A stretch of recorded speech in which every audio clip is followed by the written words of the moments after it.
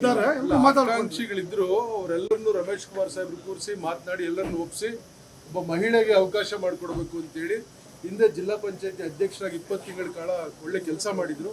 ಹಂಗಾಗಿ ಅವ್ರಿಗೆ ಅವಕಾಶ ಮಾಡಿಕೊಡೋದು ತೀರ್ಮಾನ ಮಾಡಿದ್ರಿಂದ ಎಲ್ಲ ಯಾರ್ಯಾರು ಆಕಾಂಕ್ಷಿಗಳಿದ್ರು ಅವರು ಬಂದಿದ್ದಾರೆ.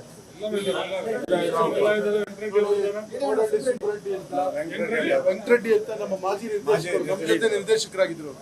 ನಾವೆಲ್ಲ DCC ಬ್ಯಾಂಕ್ ಅಲ್ಲಿ ಇದ್ದಾಗ ಅವರು ಕೂಡ ನಮ್ಮ ನಿರ್ದೇಶಕರಾಗಿದ್ರು. ಎಲ್ಲರೂ ಬಂದಿದ್ರೆ ಸರ್ವಾನುಮತದಿಂದ ಒಪ್ಪಿ ಇವತ್ತು ಅವ್ರ ಅರ್ಜಿ ಹಾಕ್ಸಿದ್ವಿ. ಬಹುತೇಕ ಅವ್ರ ಅವಿರೋಧವಾಗಿ ಆಯ್ಕೆ ಇಲ್ವಲ್ಲ, ಡೆಲಿಗೇಟೇ ಬಂದಿಲ್ಲ.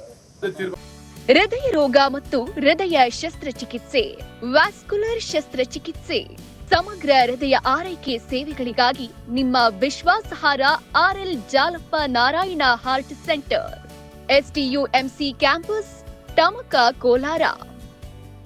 180030090309. ನಿರ್ದೇಶಕರು 21 ಜನ ಆಡಳಿತ ಮಂಡಳಿ ನಿರ್ದೇಶಕರು ಇರ್ತಾರೆ.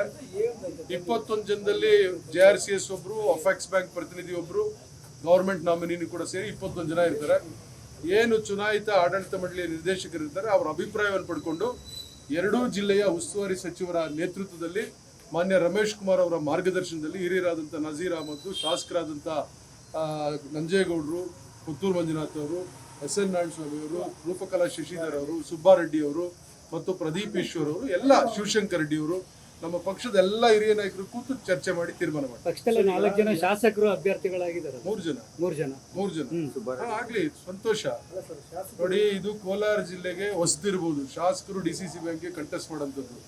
ಬೇರೆ ಎಲ್ಲ ಜಿಲ್ಲೆಗಳಲ್ಲೂ ಶಾಸಕರು ಮಂತ್ರಿಗಳಾಗಿದ್ದಂಥವ್ರು ಕಂಟೆಸ್ಟ್ ಮಾಡಿ DCC ಬ್ಯಾಂಕ್ನಲ್ಲೂ ಇದ್ದಾರೆ, ಅಫೆಕ್ಸ್ ಬ್ಯಾಂಕ್ನಲ್ಲೂ ಇದ್ದಾರೆ. ಉದಾಹರಣೆಗೆ Laxman Savadi apex bank member, ನಮ್ಮ ಸಹಕಾರ ಸಚಿವರು ರಾಜಣ್ಣವ್ರು ಅಫೆಕ್ಸ್ ಬ್ಯಾಂಕ್ ಮೆಂಬರು, ನಮ್ಮ D ಸುಧಾಕರ್ ಮಂತ್ರಿ ಇದಲ್ಲ ಅವರು ಅಫೆಕ್ಸ್ ಬ್ಯಾಂಕ್ ಮೆಂಬರು, ನಮ್ಮ ಶಿವಾನಂದ್ ಪಾಟೀಲ್ ಮಿನಿಸ್ಟರ್ ಇದಾರಲ್ಲ ಅವರು ಅಫೆಕ್ಸ್ ಬ್ಯಾಂಕ್ ಮೆಂಬರು, ಮತ್ತೆ ಜನತಾದಳದ ಶಾಸಕರು ಹರೀಶ್ ಗೌಡ, GT ದೇವೇಗೌಡರ ಮಗ, ಅವರು ಕೂಡ ಅಫೆಕ್ಸ್ ಬ್ಯಾಂಕ್ ಮೆಂಬರ್. ಅಂದ್ರೆ ಶಾಸಕರು ಅಲ್ಲಿ DCC ಬ್ಯಾಂಕ್ ಅಲ್ಲಿ ಇರೋದ್ರಿಂದಲೇ ಅವ್ರಿಗೆ ಅಫೆಕ್ಸ್ ಬ್ಯಾಂಕ್ ಬರ್ತಕ್ಕಂಥ ಅವಕಾಶ ಇದೆ. ಬಹಳಷ್ಟು ಜಿಲ್ಲೆಗಳಲ್ಲಿ ಎಲ್ಲ ಶಾಸಕರುಗಳಿದ್ದಾರೆ.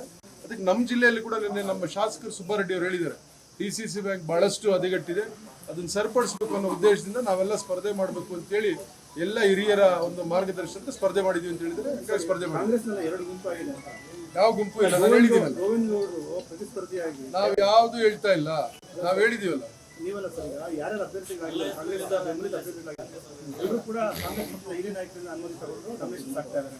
ಗೊತ್ತಿಲ್ಲ ಅದ್ರ ಬಗ್ಗೆ ಮಾಹಿತಿ, ನೀವು ಗೋವಿಂದಗೌಡ ಅಂತ ಹೇಳಿ.